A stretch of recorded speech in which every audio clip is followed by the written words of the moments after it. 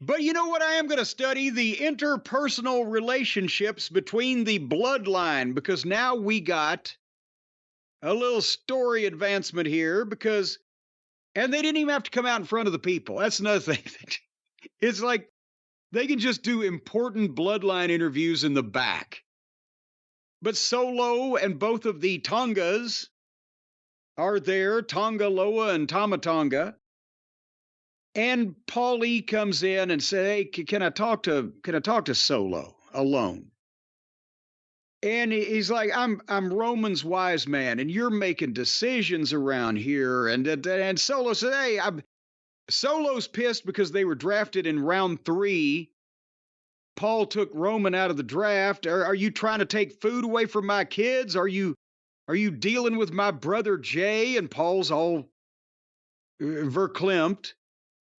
And Solo said, "You haven't spoken to Roman since WrestleMania, right?" That's right. "Well, I have. So now, unless he is telling a big fib, Brian, Solo is in contact with Roman and Paul is not.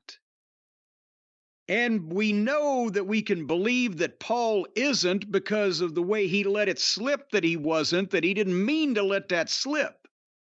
But the question is, can we trust Solo?" Because Solo says, "I've talked to Roman, and until he comes back, I'm in charge, and you're my wise man." Whoa. And then he hugs Paul and tells him he loves him and gives the over the shoulder look to Tamatonga like, "I'm going to fuck this guy up." So what do we got going on here? I mean, I would think Solo is lying to Paul just to get Paul as an asset on his side.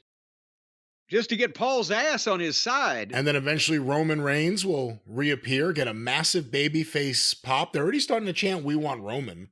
You're starting to hear that in segments featuring the bloodline. The question becomes, who else gets tied into this? Jacob Fatu is someone everyone's still waiting on. Based on the way things are going, I don't know how he fits in with Solo's group. We'll see. It would be quite numerous at this point It to put would. him in that one. If Roman Reigns needed some backup to take down Haku's sons and his thumb heavy nephew or cousin. Thumb heavy nephew? Whatever, his taped thumb.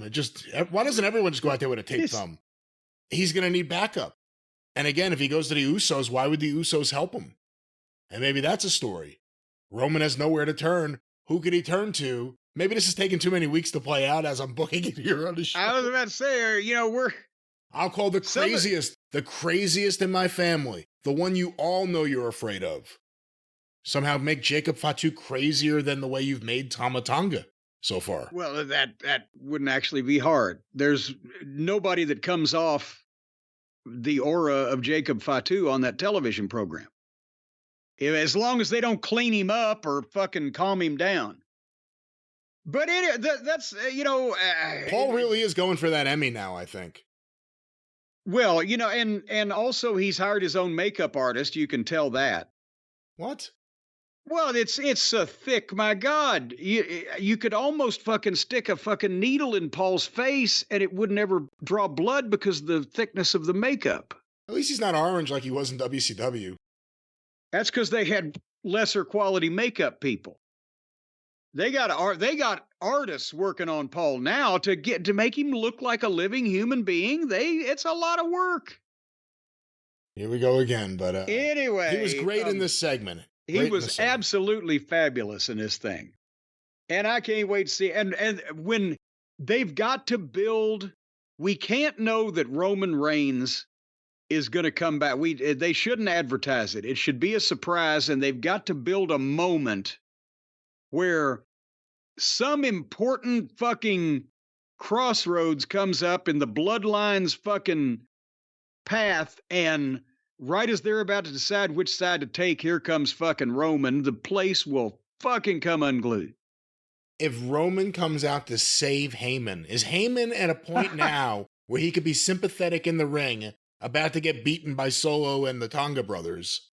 And if Roman came out Can't really come back to his music because it's long and dramatic. It's like when the guys do the run-ins to the music, it really wouldn't work for Roman Reigns. Yeah. But if Roman Reigns appeared at that moment to save Paul Heyman, would that work?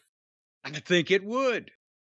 And Corey, you could still have Paul be Paul and not change his stripes, but obviously go with the guy that can do the most damage to the people that are trying to get to him. So it could be interesting. We'll see what happens. I'm wanting my Jacob.